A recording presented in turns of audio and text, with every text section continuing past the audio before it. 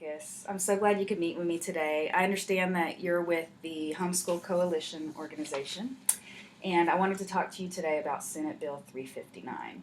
Are you familiar with that legislation? I am very familiar. You know, I'm part of a group that vetoed um, this bill. Well, I do understand that, and first of all, I just want to tell you that I respect what homeschoolers do, and I think that that's a huge dedication in your life to your child's education.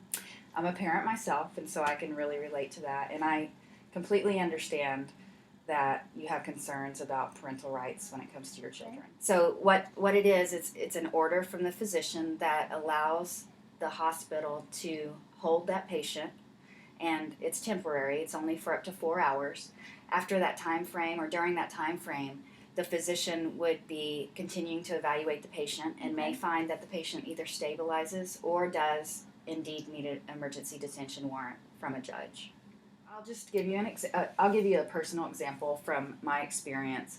Several years ago, I worked at a hospital where we had a psychiatric patient that wanted to leave, and as nurses, we feel like we're put in these ethical situations where they're really gray areas. You know, I'm a patient advocate, so I feel like if a patient's not safe, I need to do everything I can to keep the patient safe. Even this patient in particular was at high risk. He had had suicidal attempts in the past, and he was actually there because he had tried to commit suicide earlier that day.